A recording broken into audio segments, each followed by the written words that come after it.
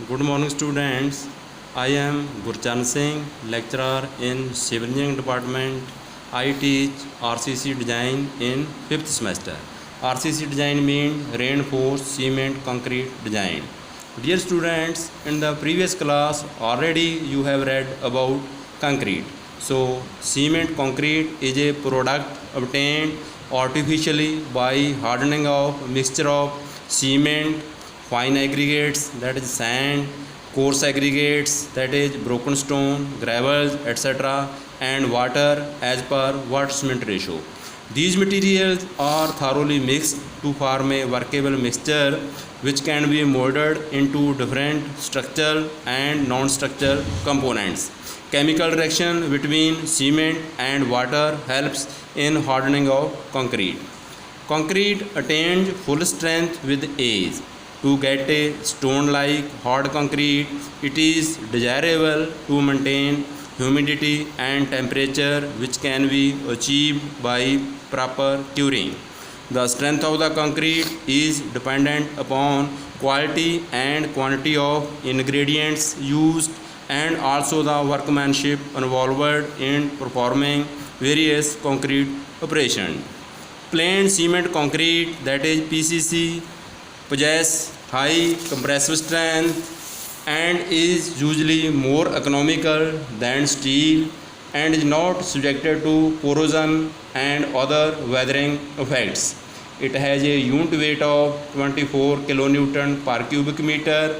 It is suitable for foundation and floors of buildings. But plain cement concrete has poor tensile strength and is liable to crack when subjected to tension. It also gives rise to shrinkage cracks. Therefore, it cannot be used in the structure where tension is likely to develop.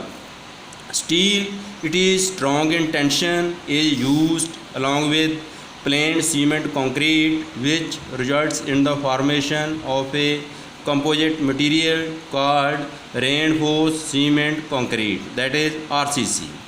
Steel reinforcement is provided in the structure where tensile stresses are likely to develop. RCC has a dual advantage of high compressive strength and high tensile strength. It has a unit weight of 25 kilonewton per cubic meter.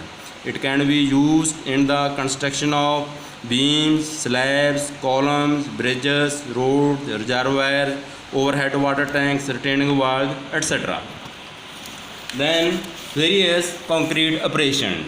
Concrete operation must be performed according to the specification laid down by RCC code 456 2000. The various concrete operations are: 1. Collection and storage of material, 2. Batching of material, 3. Mixing of material, 4. Transportation of prepared concrete, 5. Placing of concrete, 6. Compaction of concrete, 7. Jointing and finishing of concrete, 8. Curing of concrete.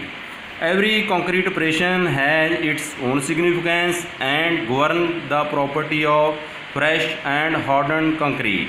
Other factors governing the properties of concrete are quality and quantity of ingredients used in the mix, quantity of water used, that is water cement ratio, size and grading of aggregates, temperature at the time of mixing, relative humidity and temperature control during setting. Then requirements of good concrete. A good concrete must have the following requirements. 1. The aggregates, both fine and coarse, must be clean, hard and durable. 2. It should have good workability so that all the operation can be performed satisfactorily. 3. It should be compact and dense. 4. It should be durable so that weathering agencies have least effect on it. 5. Water cement ratio should be accurate. 6. Concrete should form homogeneous mixture. 7. Concrete should be enough workable to fill the form work completely. 8. It should be wear resistant. 9. It should have minimum shrinkage. 10. The water used for mixing should be free from organic material. 11. It should be impermeable. 12. Sufficient quantity of cement should be used to produce the required water tightness and strength. Last but not least, it should be economical. Thank you.